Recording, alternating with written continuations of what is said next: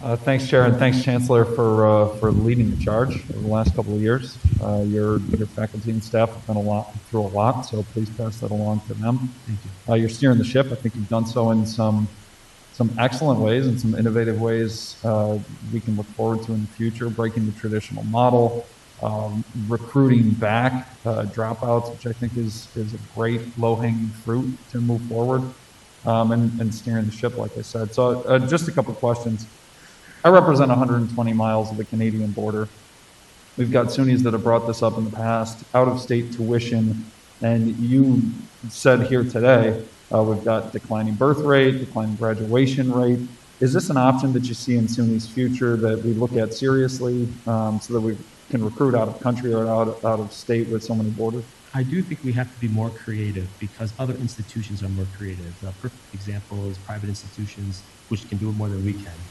They have a sticker price, and then they have the actual cost that they give it to a student, which they dramatically reduce. And they use TAP and other things to fill in that area. Where we don't have that type of flexibility, which does impact our border colleges. Even if you increase tuition levels on our border campuses, we're largely below other states' averages anyway. So that is something to look at to incentivize some enrollment in our border communities. I'll give you an example that other things that we're doing, not in the north part of your district, but in the southernmost part of the state in Jamestown. We have Jamestown Community College, which is now partnering with Fredonia. Fredonia is about 45 minutes away, but many of the students who go to Jamestown Community College don't want to travel the 45 minutes. They're local, they work, but they want a 4-year degree option. They don't want to go to Pennsylvania right across the border to do it. They want to stay with us.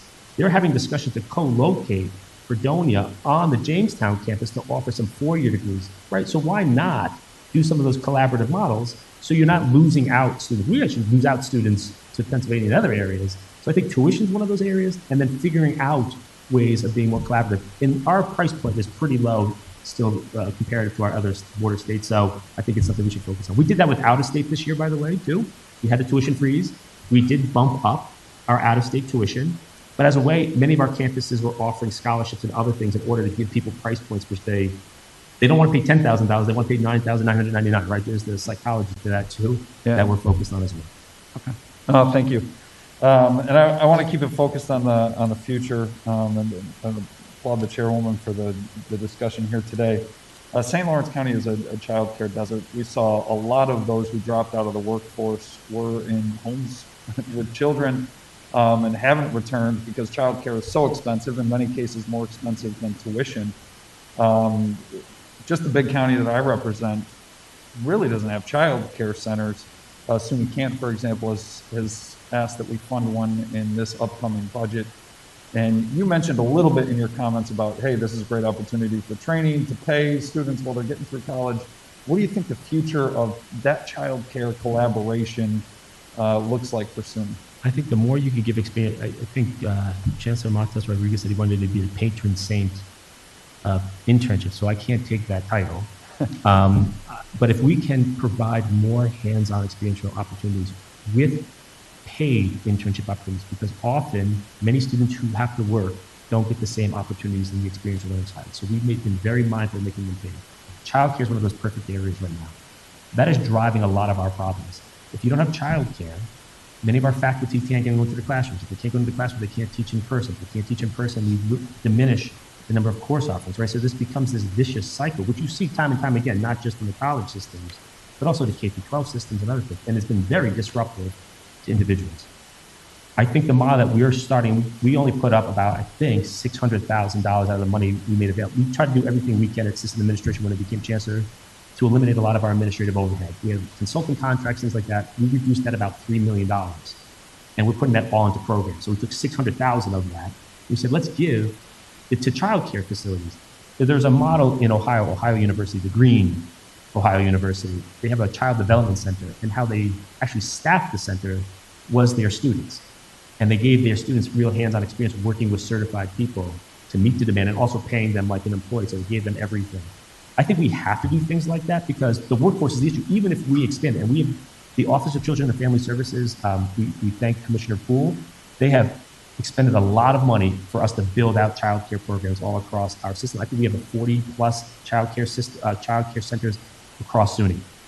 But it doesn't mean anything unless you can staff those systems. And I think that's a lot of the problem we're seeing right now. St. Lawrence County being one of those areas, Sullivan County area, the rural parts of our communities are another area. So those things, the more we can invest in that, I think it can go a long way. Thanks very much. I appreciate it. One last one.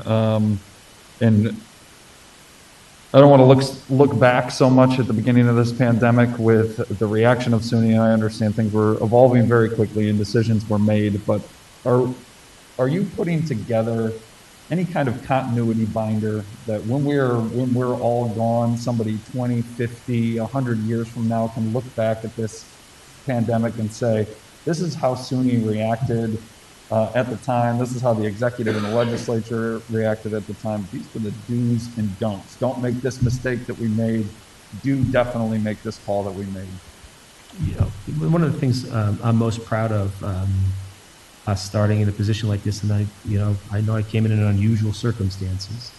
We didn't have a lot of time to really deal with many of these challenges that we had on some of our campuses. And we actually have pulled together a really good emergency team all across the system. I think we should provide those best practices because we do have them.